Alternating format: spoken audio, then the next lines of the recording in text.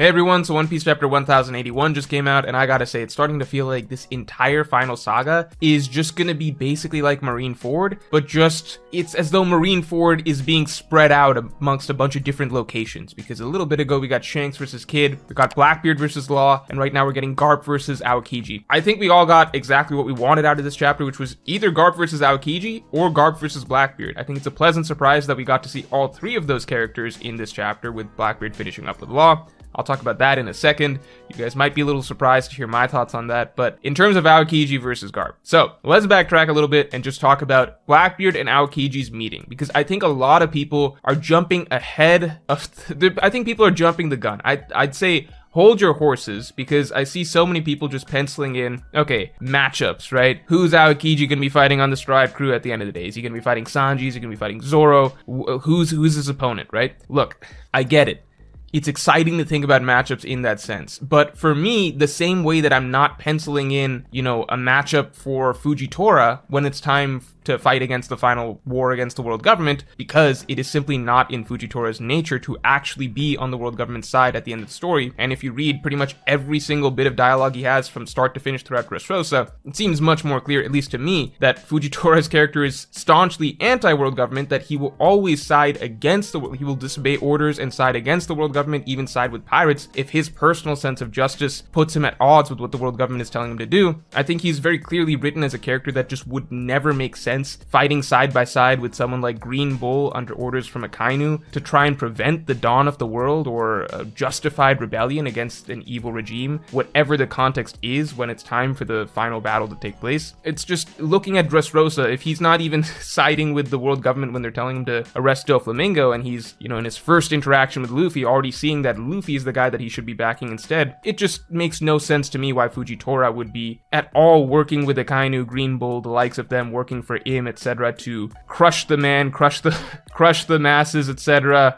stomp the heel of authority down on them. It just stands against every single thing that he preached and taught and seem to believe in over the course of Dressrosa, right? So to me, the same way that I don't personally believe that Fujitora is going to be on the world government side at the end of the day, and I think that he's being written as a more morally complex character who likely will see some allegiance shifting. By that same logic, I'm looking at Aokiji's character and everything that we've seen from Aokiji's character so far, and most importantly, the context that we got with this scene with him and Blackbeard in the bar. I think it was very, very, very blatantly spelled out for us, pretty much explicitly, that Aokiji is not interested in helping Blackbeard. He is not joining Blackbeard because he's suddenly a bad person. He's joining Blackbeard because he has his own goal. That was what was highlighted this chapter. That was what was highlighted when he spoke with Smoker all the way back in Punk Hazard.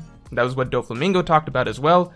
Aokiji is a man on a mission. He has his own determination. He has something that he wants to do. The only reason he's linking up with Blackbeard is because Blackbeard says, you are free to do what you want to do. You have your own agenda. You can be by my side for the sake of furthering that as well. But that in no way means that Aokiji is interested in, making Blackbeard Pirate King or anything like that. Maybe that goes along with Aokiji's agenda, because we don't know what that is yet. But I'm saying, more than likely, at the moment, it looks like Aokiji is still very much his own man first, and Blackbeard is just an alliance or an allegiance by I guess, virtue of looking for a means to an end. But Aokiji is still following his own path, which I think is a huge, huge distinction that most people are kind of not really taking seriously at the moment. I suggest you look out for my video on Tuesday, which goes much more in depth into Aokiji's character, and just a bunch of lines of dialogue and forgotten aspects of who he is, because he's not just a walking around, he doesn't just exist in the story to just be this admiral level threat that's walking around that has ice powers and stuff that you can slot into Blackbeard's crew to get a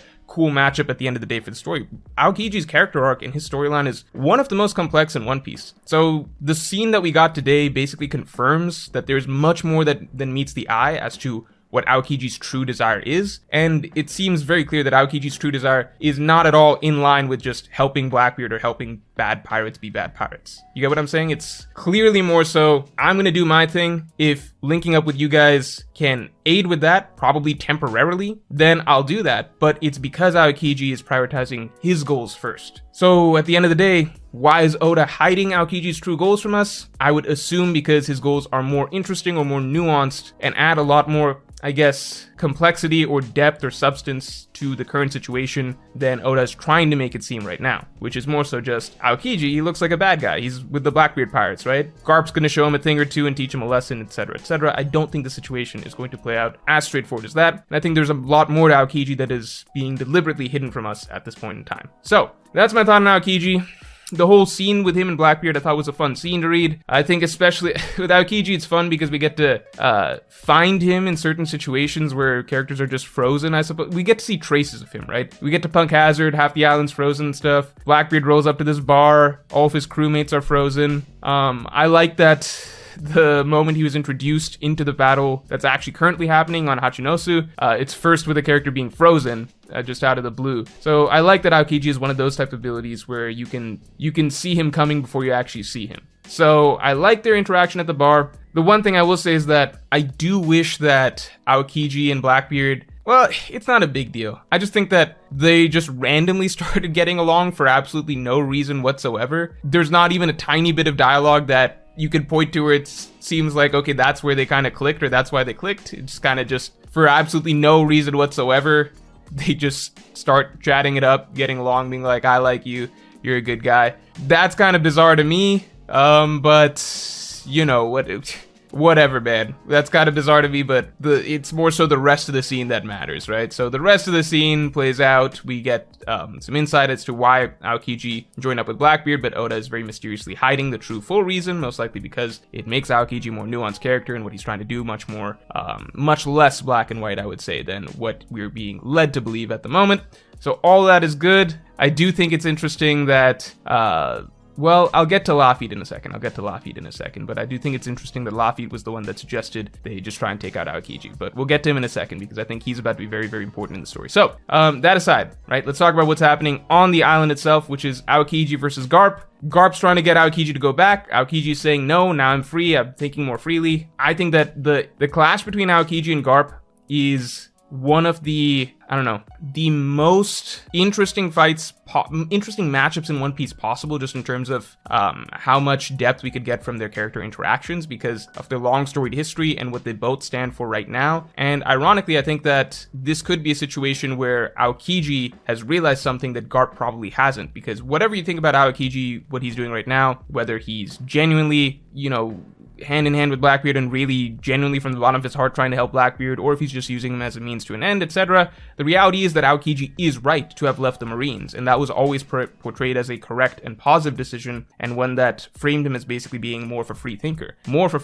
even than Garp, whereas at one point you would probably say it's the other way around, where Garp is willing to break the rules and Aokiji, well, he probably followed the rules a bit too much to a T back in Ohara, right? Again, more stuff I'll talk about in the upcoming Tuesday video, which I think is a very good video on the character. Because Aokiji, obviously it's my video, so I'm going to say that, but I genuinely think Aokiji's always been one of the most interesting characters in One Piece, and it gives us so much more to work with and kind of put pieces together with what we just got out of him. In terms of the fight itself, it's very reminiscent of Aokiji versus Garp. I'm probably not the first person to say that. It's pretty straightforward. Aokiji uses a freezing attack. Garp breaks out. Did I say Aokiji versus Garp? It's similar to Aokiji versus Whitebeard. Aokiji freezes Whitebeard. Whitebeard broke out with Quakes. Aokiji freezes Garp. Garp breaks out with Haki. It feels very, very similar. And then right after that, Garp slams Aokiji into the ground, but we can assume that Aokiji's not quite done yet. There's no way that takes him out. Prime Garp, you know, I'm sure that would be an absolute wash. But as Garp starts off the chapter by saying he's become very, very weak. I like that Oda's been doing this where whenever he's bringing in an older character into the fray, like Old Rayleigh, I'm talking about recently, right? Old Rayleigh, Old Garp right now, he makes it clear that in their prime, it would be a different story and they're probably above whoever they're facing right now. So for example, Old Rayleigh, he scared off Blackbeard, but Rayleigh acknowledges that as he is right now, he probably couldn't beat Blackbeard, implying that in his prime, he would have been above him. With Garp right now, I don't necessarily think Garp's about to just take out Aokiji, but it's implied that Garp is significantly weaker than its prime, so we can kind of assume that back in the day, this would not have been a contest, but at the moment, it's probably going to be a tight battle, whichever way it goes. I don't think that Oda's gonna have Garp straight up beat Aokiji here. Could be a draw, could be interrupted by another character. Some people have mentioned maybe Shiryu even coming in and getting a sneak attack in or something like that. All possibilities, I definitely think any of those could happen, but no matter how it goes, next chapter we're basically getting another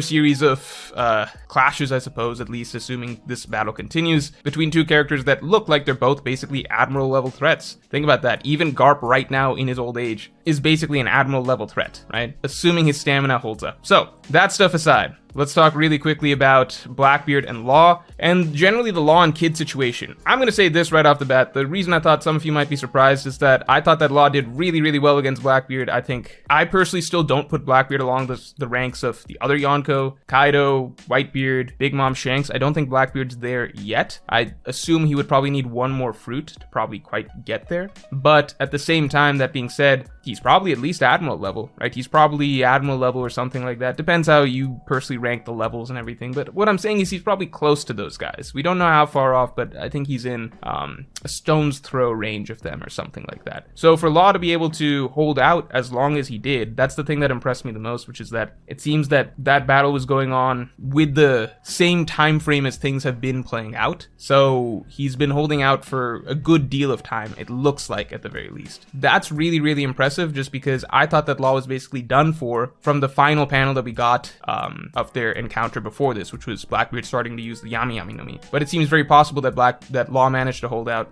longer than that. That being said, Beppo was the most pleasant surprise, I think, in terms of that clash, because we've all joked about how Law's crew is useless. I still think they're mostly not that great, although they did shine very well with their submarine underwater antics in the previous skirmish with the Blackbeard pirates. I still think the Heart pirates aren't that great, but Beppo in Sulong form has one of the coolest looking Sulong transformations we've gotten so far, and he was effective in saving Law, which is honestly a big deal because Blackbeard would definitely have wanted Law's fruit. Law's got one of the most valuable fruits in the world, so it's not as though I don't think Blackbeard wasn't trying or that he casually let Beppo escape. Although obviously plot-wise, Oda kind of just needs Law to escape, so some leniency there in terms of what would have happened if they really put their efforts into capturing Beppo. It doesn't really matter, right? The bigger question is what happens with Law and Kid now. I think that when it happened to just Kid, right? When it happened to just Kid, I was 50-50. I thought that it's possible this might just be the end of them in the story, but it happened to Law too. Both of them had their ships broken. Both of them got wiped out by Yonko. I think that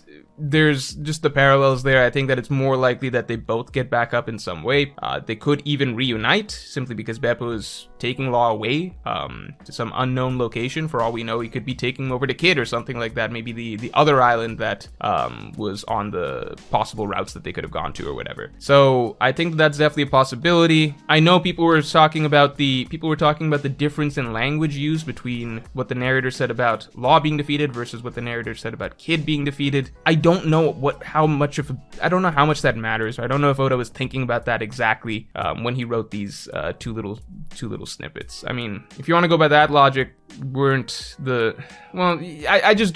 don't think that it needs to line up that perfectly. I think more so the parallels of what happened matter, and I think that Law just has too much of a role in the story left for him to go out like this, which leads me to believe that it's very likely that Kid's not quite done yet either. We'll wait and see. I think it'd be hilarious if only Law gets to keep going and Kid's story is just done, but I just think that there's more in store for both of them if it's happening to both of them, really. Lastly, we have a voice of the people. This is from my top tier of patrons. So this is from Justin Holland. He says, Luffy is the only captain still standing among the three, and also who is heading towards Egghead. As for Luffy, I think that, as I said, I don't think he'll be the only one standing for long. And as for who is heading towards Egghead, well, this is why I mentioned Lafitte earlier. By order of elimination, we can check off kind of all of the Blackbeard pirates that are accounted for and who's basically left. So who's approaching Egghead Island. Why that's interesting is because when I did that video talking about who the Egghead Island killer was, half of that video was talking about Seraphim Doflamingo. The other half was talking about the Blackbeard pirates, and specifically a few that I mentioned were as possibilities for being able to infiltrate or cause trouble in Egghead Island were Lafitte and Katarina Devon. I also mentioned Shiryu, but Shiryu's accounted for. But Lafitte and Katarina Devon would really be all that's needed, because Lafitte can sneak in and Katarina Devon can change her appearance, which means that she can mimic anyone and really manipulate the situation, probably even pretend to be Vegapunk, which would be huge in terms of controlling the Seraphim and all sorts of things in the lab, most likely. So, by order of elimination, we know who all is on the Blackbeard Island. Island, right? The Blackbeard Island. We know who all is on Hachinosu. We know all the captains there. We know the captains who are with Blackbeard at Winter's Island. The only two left are Lafitte and Katarina Devon, which is a very scary situation for everyone on Egghead, because those two can cause a tremendous amount of mayhem if they chose, with them being able to sneak Katarina Devon past Egghead Island's defenses and basically have her impersonate anyone. She could impersonate a Straw Hat, she could impersonate Vegapunk, she could impersonate maybe even one of the Seraphim, we don't know. So many different variables come into play when you have a character like Katarina Devon running around, so that's really exciting stuff for, you know, Egghead Island itself when we circle back to that, probably after this whole Garp and Aokiji battle. So that's all for this video. Really looking forward to next chapter, like seriously really looking forward to next chapter. I can't believe we got another break. If you enjoyed, then definitely like, comment, and subscribe.